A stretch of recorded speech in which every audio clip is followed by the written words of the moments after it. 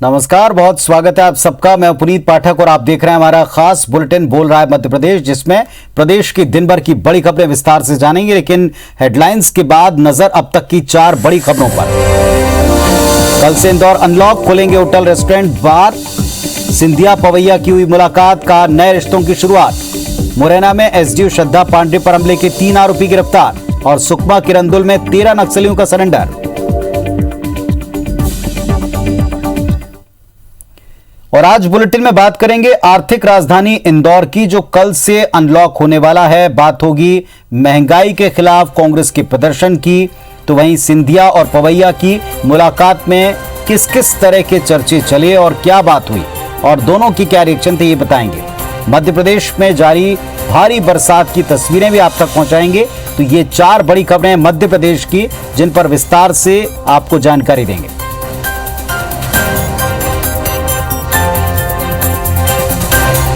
तो मध्य प्रदेश की बड़ी खबरें हैं, दिन की 4 बड़ी खबरें हैं, जिस पर विस्तार से आपको जानकारी देंगे।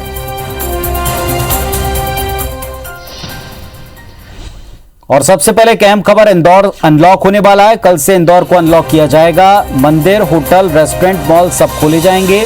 अनलॉक को लेकर नई गाइडलाइन बन चुकी है। कुछ जगहों को छोड़कर अनलॉक होगा पूरा शहर। क्राइसिस मैनेजमेंट समिति की बैठक में इसको लेकर फैसला हुआ है और एक नई गाइडलाइन भी जारी हो गई।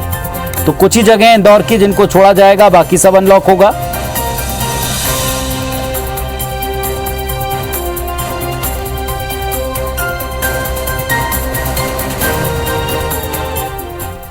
रवि हमारे साथ में जुड़ रहे हैं, हमारे सहयोगी इंदौर से। सीधे रवि का रुख करते हैं। रवि, क्या गाइडलाइन है और किस तरह से अनलॉक हो रहा है इंदौर, बताएं।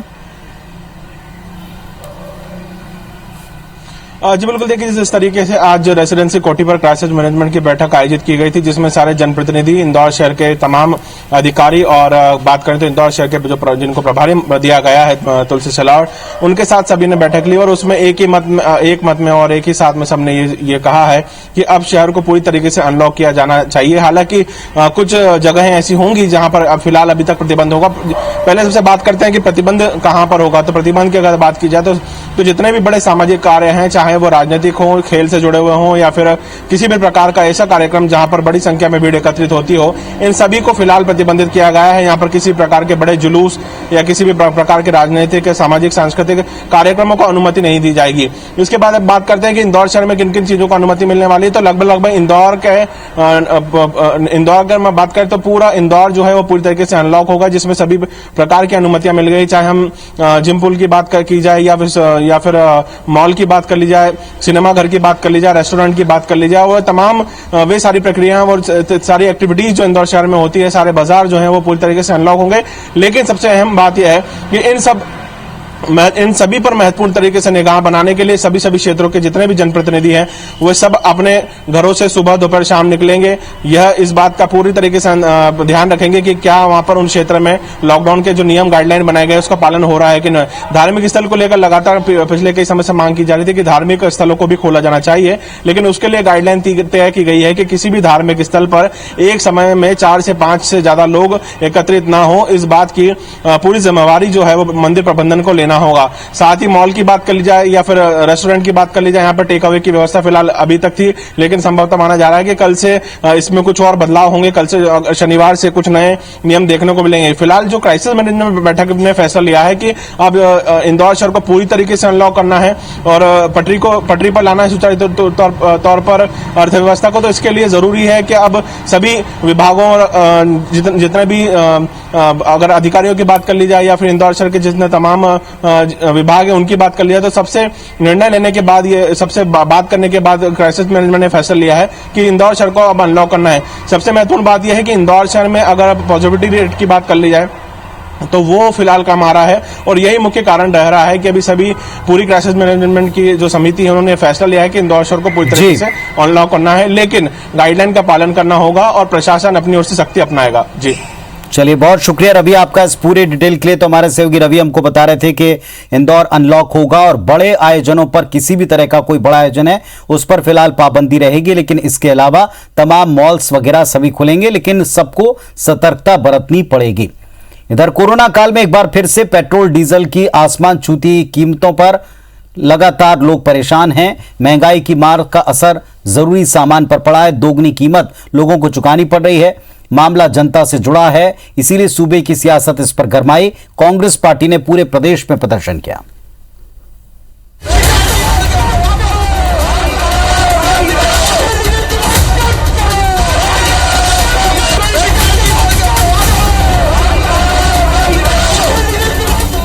ये तस्वीरें प्रदेश के अलग अलग शहरों की हैं, जहां पेट्रोल डीजल की बढ़ी कीमतों के खिलाफ कांग्रेस ने हल्ला बोला। महंगाई को लेकर कांग्रेस 6 महीने के भीतर दूसरी बार सड़क पर उतरी है। भोपाल में पूर्व सीएम दिग्विजय सिंह और पीसी शर्मा की अगुवाई में कांग्रेसियों ने राज्य और केंद्र सरकार के खिलाफ धरना प्रदर्शन किया, जबकि इंदौर में सज्जन सिंह वर्मा और जबलपुर में विधायक विनय सक्सेना के नेतृत्व में कांग्रेस सड़क पर उतरी। ग्वालियर में भी कांग्रेस ने प्रदर्शन कर पेट्रोल डीजल की कीमतों में बेतहाशा वृद्धि के लिए केंद्र और राज्य सरकार की नीति पर सवाल उठाए। पेट्रोल डीजल के साथ खाने के तेल और दाल, हर चीज की महंगाई बढ़ती जा रही है। ये सरकार ने महंगाई कम करने की बात कही थी, मोदी सरकार ने। महंगाई बढ़ गई और जब इंटरनेशनल मार्केट में क्रूड ऑयल का दाम कम हो रहे हैं, तब ये बढ़ा रहे हैं। नरेंद्र मोदी और शिवराज ने मिलके 18 बार गैस, डीजल, पेट्रोल के भाव बढ़ाए एक महीने में। जब अंतर्राष्ट्रीय कीमतें कम हो रही हैं, क्रूड का ऑयल कम है, तो फिर आप एक्साइज बढ़ा के जनता का पेट में लात क्यों मार रहे हो? अगर आंकड़ों पर गौर करें तो प्रदेश में 1 जनवरी को पेट्रोल के दाम 91 रुपए 46 पैसे थे, जबकि डीजल 81 रुपए 64 पैसे, जबकि 6 महीने बाद पेट्रोल के दाम 11 जून को 104 रुपए 89 पैसे और डीजल के दाम 95 रुपए 35 पैसे हो गए। प्रदेश के अनूपपुर की जनता को 1 लीटर पेट्रोल के लिए 106 रुपए 59 पैसे चुकाने पड़ रहे हैं। वैसे पेट्रोल डीजल को लेकर सबसे ज्यादा वैट मध्य प्रदेश में ही लगता है। मध्य प्रदेश में डीजल पर 23% वैट, 3 रुपए एडिशनल ड्यूटी के अलावा 1% प्रति लीटर सेस और 31 रुपए 83 पैसे एक्साइज ड्यूटी लगती है, जबकि पेट्रोल पर 33% वैट के अलावा 4 रुपए 50 पैसे एडिशनल ड्यूटी, 1% प्रति लीटर सेस और 32 रुपए 98 पैसे एक्साइज ड्यूटी लगती है। बहरहाल कांग्रेस को उम्मीद है कि महंगाई के मुद्दे पर वो केंद्र और राज्य सरकार के खिलाफ माहौल बना सकती है। दूसरी ओर बीजेपी नेता जवाबी हमला करने में पीछे नहीं रहे। जो लोग शीशों के घरों में रहते हैं, उन्हें दूसरों पर पत्थर नहीं फेंकना। वो कांग्रेस को अधिकार किसने दिया जिसने अपने घोषणा पत्र में डीजल पेट्रोल के दाम कम करने का कहा था और कम तो नहीं किए, बढ़ा और दिए थे। देखिए, डीजल और पेट्रोल के दाम यदि मध्य प्रदेश में बढ़े तो उसका कारण तो कमलनाथ जी की सरकार है। 3 महीने के लिए शायद रहेगी, उसके बाद उस पर नियंत्रण भी हम पाएंगे, इसका मुझे पूरा विश्वास है। भाई बड़ा संकट है, आपदा है, महामारी है, इस पे भी तो कांग्रेस को कुछ करना चाहिए। कुल मिलाकर कोरोना की दूसरी लहर से उबरने की कोशिश कर रहे प्रदेश की जनता को अब महंगाई की आग से खुद बचाने के लिए सबसे बड़ी चुनौती है। वहीं महंगाई का मुद्दा कांग्रेस के लिए सियासी तौर पर संजीवनी बनता दिख रहा है। पार्टी को पता है इसके जरिए आम जनता तक अपनी पकड़ बनाई जा सकती है। Bureau report, IBC 24। राजनीति में कुछ भी असंभव नहीं है, ये बात आज एक बार फिर साबित हुई, जब कभी एक दूसरे के धुर विरोधी रहे ज्योतिरादित्य सिंधिया और जयभान सिंह पवैया आपस में मिले, साथ बैठे, बातचीत हुई। हालांकि मौका शोक संवेदना प्रकट करने का था, लेकिन इस दौरान ग्वालियर अंचल के इन 2 दिग्गज नेताओं की मुलाकात पर सियासत भी जमकर हुई। तस्वीर ग्वालियर की है, जब ज्योतिरादित्य सिंधिया जयभान सिंह पवैया के घर पहुंचे। दरअसल 20 अप्रैल को जयभान सिंह पवैया के पिता का निधन हो गया था, जिसके बाद सिंधिया शोक संवेदना प्रकट करने वहां पहुंचे। चूंकि सिंधिया और पवैया कभी एक दूसरे के धुर विरोधी रहे हैं, इसलिए पहली बार इन दोनों के मेल मिलाप की तस्वीरें चर्चा का विषय बन गईं। दोनों नेताओं के बीच बंद कमरे में 20 से 25 मिनट तक बातचीत हुई है। मुलाकात के बाद सिंधिया ने कहा कि पवैया से नया संबंध, नया रिश्ता कायम करने की कोशिश की है। अतीत अतीत होता है, वर्तमान और भविष्य में साथ काम करेंगे। वहीं पवैया ने कहा कि इस मुलाकात को किसी दूसरे मायने से जोड़कर न देखा जाए। अतीत अतीत होता है, वर्तमान और भविष्य पे पवैया जी और हम दोनों कार्य करते हैं, और जो उनका साथ और उनका प्रेम आज मुझे मिला है, मैं अपना सौभाग्य समझता हूँ। इसलिए सिंधिया जी का आज मेरे आवास पर आना ये एक कार्यकर्ता का दूसरे कार्यकर्ता के दुख बांटने से ज़्यादा किसी और मायने में नहीं देखा जाना चाहिए। इससे पहले सिंधिया ने ग्वालियर संभाग के 5 जिलों के लिए 5 एम्बुलेंस दान की, लेकिन इस दौरान आयोजित कार्यक्रम में कोरोना गाइडलाइन की धज्जियां उड़ती दिखी। जिले में लागू रूल ऑफ 6 का पालन नहीं किया गया। कार्यक्रम में काफी भीड़ उमड़ी, जहां सोशल डिस्टेंसिंग नाम की कोई चीज नजर नहीं आई। खास बात यह कि ये कार्यक्रम तब हुआ जब प्रदेश में राजनीतिक, धार्मिक और अन्य सामाजिक कार्यक्रमों पर रोक लगी है। हमारे क्षेत्र में माधवराव सिंधिया स्वास्थ्य मिशन के साथ मिलकर 5 एम्बुलेंस की सौगात दी है। इसी के साथ हमारी प्रदेश सरकार, हमारे सारे मंत्री शेजवलकर साहब और हम इस बात पे संकल्पित हैं कि क्षेत्र की स्वास्थ्य सेवाओं में वृद्धि हम लोग लाएं। बहरहाल सिंधिया मध्य प्रदेश की राजनीति में सक्रियता दिखा रहे हैं। भोपाल से लेकर ग्वालियर तक बीजेपी नेताओं से उनकी मुलाकातें चर्चा का विषय बनी है। हालांकि इन मुलाकातों का हर किरदार कैमरे पर इन्हें सामान्य शिष्टाचार बता रहा है, लेकिन सियासी गलियारे में कई तरह की अटकलें चल रही हैं और इसे लेकर प्रदेश की सियासत गरमाई हुई है। नासिर गौरी, IBC 24, ग्वालियर। मुरैना के सुमावली में खुरई स्टॉप डैम को लेकर सियासत गरमा गई। कांग्रेस विधायक और पूर्व सुमावली विधायक का आरोप है कि डैम का फायदा नहीं मिल रहा, ग्रामीण पानी के लिए आज भी तरस रहे हैं। कांग्रेस नेता डैम के निर्माण को लेकर भ्रष्टाचार के आरोप लगा रहे हैं, साथ ही दोषियों के खिलाफ कार्रवाई की मांग भी कर रहे हैं। वहीं जल संसाधन विभाग के अधिकारियों का कहना है पानी का सिंचाई में उपयोग हो चुका है। इसके अलावा छोटे छोटे स्टॉप डैम को भी पानी की कमी का कारण मान रहे हैं। जितना पैसा उसमें लगाया उसकी कोई उपयोगिता नहीं है। निश्चित तौर पर मैं आदरणीय कमलनाथ जी से कहूंगा कि इसमें जो बंदरबाट हुआ है इस पैसे का, उसकी जांच कराई जाए, चाहे वो कोई भी हो। इसमें जो लिप्त होगा उसके खिलाफ कार्रवाई की जाएगी और मैं मुख्यमंत्री के लिए ही पत्र लिखूंगा। सिंचाई की सुविधा के लिए अभी रबी की फसल में किसानों को पानी मिला है, लेकिन अभी जो है किसानों ने पानी ले लिया इसलिए वो खाली हो गया। ऐसी स्थिति नहीं है तो उसमें पानी नहीं भर रहा है या पानी नहीं रुक रहा है, और अगर कोई ऐसी स्थिति है तो मैं स्वयं उसको जाके देख लेता हूँ। मध्य प्रदेश में नकली बीज और खाद को लेकर कृषि मंत्री कमल पटेल ने कहा कि इस मामले में कृषि विभाग लगातार कार्रवाई कर रहा है। उन्होंने कहा कि खंडवा में नकली बीज बिक रहे थे, जिस पर उन्होंने खुद निगरानी कर कार्रवाई की। 5 अधिकारियों को निलंबित किया। राज्य बीज प्रमाणीकरण संस्था से जुड़े ये सभी अधिकारी खंडवा में पदस्थ थे। कृषि मंत्री ने कहा कि नकली बीज बेचने वालों पर FIR होगी। कृषि मंत्री कमल पटेल ने विभागीय अफसरों को निर्देश दिया है कि खाद बीज के मामले में गड़बड़ी बर्दाश्त नहीं होगी। जहां भी शिकायत मिले जांच कर कार्रवाई करें। अधिकारी किसी भी स्तर पर हो, बख्शा नहीं जाएगा। ये भी बता दें कि खंडवा में बड़े पैमाने पर नकली बीज के कारोबार की शिकायत पहले सामने आ चुकी है, जिसके बाद इंदौर से टीम भेजकर कार्रवाई की गई। इसमें नकली बीज तैयार करना सही पाया गया। निर्देश दिए सभी जगह नकली खाद, नकली बीज, नकली दवाइयाँ इस प्रदेश में नहीं चलेगा, क्योंकि मेरा मानना है कि किसान सिर्फ अपने लिए खेती नहीं करता, देश के लिए खेती करता है। और इसलिए नकली बीज, नकली दवाई, नकली खाद अगर बोएगा तो उसकी फसल बर्बाद होगी, तो उसका तो नुकसान होगा, लेकिन राष्ट्र की भी कृषि उत्पादन पे विपरीत असर पड़ेगा, जिससे राष्ट्र का भी नुकसान है। मुरैना में वन कर्मियों पर लगातार हो रहे हमले को लेकर पुलिस ने मोर्चा संभाल लिया। SDO श्रद्धा पांड्रे पर हमला करने वाले 3 आरोपियों को पुलिस ने 24 घंटे में गिरफ्तार कर न्यायालय में पेश किया। दूसरे आरोपियों की गिरफ्तारी के लिए पुलिस ने धरपकड़ शुरू कर दी है। 7 मुख्य आरोपियों के अलावा 100 से अधिक अज्ञात आरोपियों के खिलाफ भी पुलिस ने मामला दर्ज किया है। मुखबिर की सूचना पर पुलिस ने आरोपी सरनाम सिंह सिकरवार और मरैया शर्मा को लोहिकपुरा गांव और भरत सिंह को पठानपुरा से गिरफ्तार किया। माफिया ने 100 से अधिक लोगों के साथ मिलकर हमला किया था। ट्रैक्टर ट्रॉली छुड़ाकर ले गए थे। इस घटना के बाद SDO ने आरोपियों के खिलाफ मामला दर्ज करवाया था।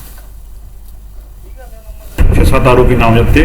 कल उनके यहाँ सबके यहाँ दबिश कराई गई थी। उसमें 3 आरोपी, जिसमें प्रमुख रूप से जो इसमें इन्वॉल्व थे, उसमें उनको गिरफ्तार किया गया है और बाकी आरोपी हैं उनके सबके परिवार वालों के दबिश दी गई है, उसमें और आगे कार्रवाई की जा रही है।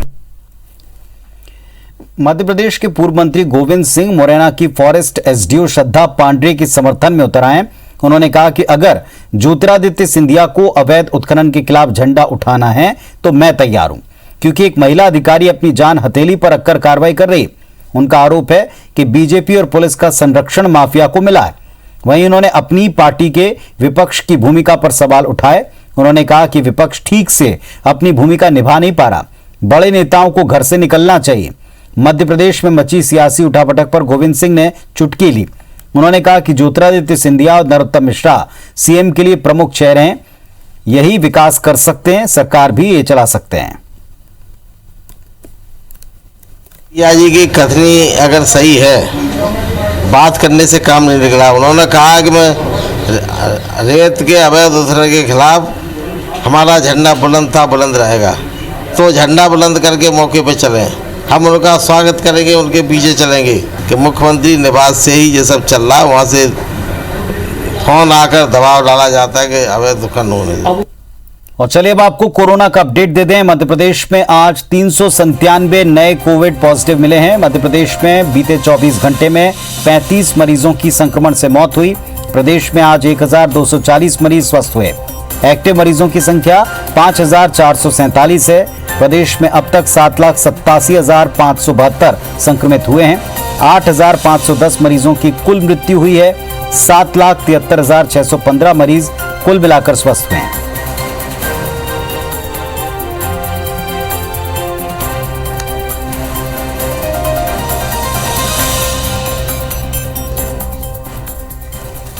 मध्य प्रदेश में अपनी विभिन्न मांगों को लेकर नर्सिंग स्टाफ विरोध सप्ताह मना रहा है। तीसरे दिन पीपीई किट पहनकर विरोध प्रदर्शन किया। जबलपुर से लेकर इंदौर, ग्वालियर तक प्रदेश भर में नर्सिंग स्टाफ ने प्रदर्शन किया। स्टाफ लगातार अलग अलग तरह से अपना गुस्सा प्रकट कर रहा है। पहले दिन काली पट्टी बांधी, दूसरे दिन मुख्यमंत्री को पोस्टकार्ड लिखे और आज तीसरे दिन पीपीई किट पहनकर विरोध जताया। कल मानव श्रृंखला बनाकर प्रदर्शन किया जाएगा। नर्सों ने कहा मांग न मानी गई तो मजबूरन काम बंद करना पड़ेगा।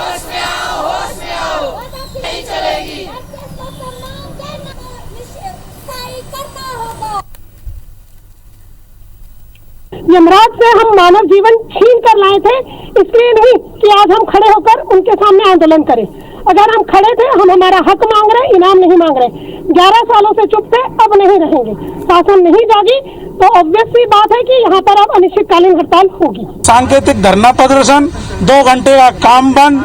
इसके बाद भी सरकार को किसी भी प्रकार की मरीजों के प्रति हितैषी नहीं हुई तो हमें अनिश्चितकालीन हड़ताल की ओर अग्रसर होना पड़ेगा। देखिए, हमारा चरणबद्ध विरोध सप्ताह चल रहा है। तीसरे दिन हम लोगों ने पीपीई किट पहन के प्रदर्शन किया है और अगर इस बार हमारी मांगों को नहीं माना गया और हम अगर अनिश्चितकालीन हड़ताल में चले गए तो प्रशासन और शासन जितनी भी शक्ति हम पे कर सकता है वो अपनी शक्ति पे रहेगा और हम अपनी मांगों पे अड़िग रहेंगे। इस बार हम कदम पीछे नहीं हटाएंगे।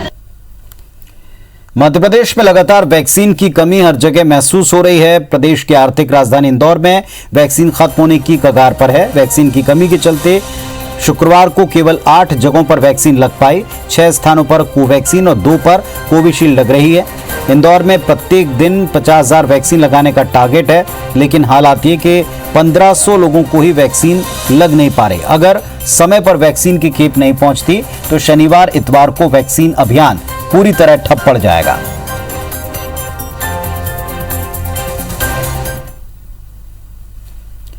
मध्य प्रदेश के 2 शहरों में आज सेक्स रैकेट का पर्दाफाश हुआ। हैदराबाद से आकर इंदौर में सेक्स रैकेट चलाने वाली 2 महिलाओं के साथ 8 पुरुषों को पुलिस ने गिरफ्तार किया। मुंबई हॉस्पिटल के पास एक होटल में छापेमारी करते हुए 2 महिला और 8 पुरुषों को गिरफ्तार किया। होटल संचालक की भूमिका संदिग्ध है, सभी से पूछताछ जारी। इधर भिंड जिले के एक होटल पर पुलिस ने दबिश दी, सेक्स रैकेट का भंडाफोड़ किया। पुलिस ने 12 युवक और युवतियों को पकड़ा है, साथ ही एक महिला ब्रोकर को गिरफ्तार किया। होटल संचालक फरार है। पुलिस सेक्स रैकेट चलाने वाले मुख्य सरगना को पकड़ने के लिए लगातार प्रयास कर रही है।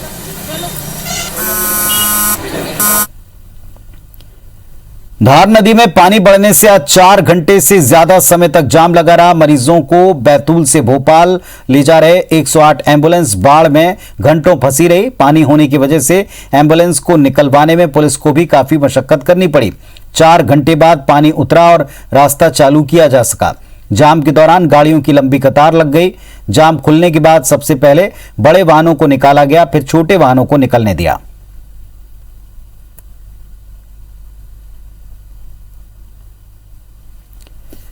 मध्य प्रदेश पुलिस मुख्यालय का एक विवादित आदेश सामने आया, जिसमें जाति के आधार पर पुलिस कंपनी का गठन करने की बात कही गई।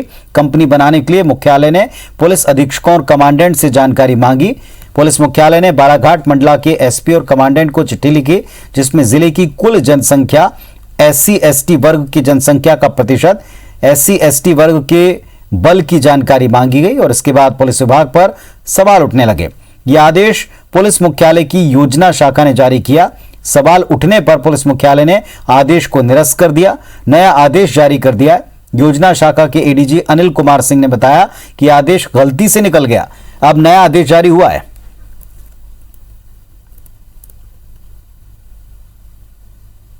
कोई भी प्रस्ताव हमारे यहाँ न तो शासन स्तर पर न पुलिस मुख्यालय स्तर पर कोई विचाराधीन है। वो भूलवश त्रुटि से वो जानकारी मांगी गई थी, जिसकी कोई औचित्य न होने से उसे हमने निरस्त कर दिया था और कोई जानकारी अब उसमें नहीं मांगी। मध्य प्रदेश में इस बार मानसून ने तय समय से पहले दस्तक दे दी। पिछले 24 घंटे में 8 संभागों के कई जिलों में बारिश दर्ज की गई। अगले 24 घंटे कई जिलों में भारी बारिश के आसार हैं। मौसम विभाग ने 11 जिलों के लिए ऑरेंज अलर्ट और 12 जिलों के लिए येलो अलर्ट जारी किया है। ऑरेंज अलर्ट वाले जिलों में भोपाल, होशंगाबाद, जबलपुर और सागर संभाग के अधिकांश जिले हैं। इंदौर में इस बार 1 जून से लेकर अब तक 6 इंच बारिश हुई। दक्षिण पश्चिम मानसून प्रदेश के बैतूल, छिंदवाड़ा, सिवनी, बालाघाट, मंडला तक पहुंच चुका है। अगले 3-4 दिनों में ये बंगाल की खाड़ी में बने लो प्रेशर के कारण भारी से बहुत बड़ी संभावना वर्षा की भी संभावना है पूर्वी मध्य प्रदेश में विशेषकर, और पश्चिमी मध्य प्रदेश में भी कहीं कहीं मध्यम से भारी वर्षा की संभावना बनी हुई है। बारिश के साथ साथ में हवाओं की गति है वो थोड़ी तेज रहेगी, तो किसान भाइयों को सलाह दी जाती है कि यदि 14, 15 और 16 तारीख में यदि हम 2 से 3 इंच पानी गिर जाता है तो फिर किसान अपनी बोनी का कार्यक्रम प्रारंभ कर सकता है। जो अरेबियन सागर का पानी आ रहा है ये 13-14 तारीख को मध्य प्रदेश के मालवा और निमाड़ में प्रवेश कर जाएगा। तो इस बुलेटिन में फिलहाल इतना ही। खबरों और अपडेट्स के लिए लगातार देखते रहिए IBC 24। नमस्कार।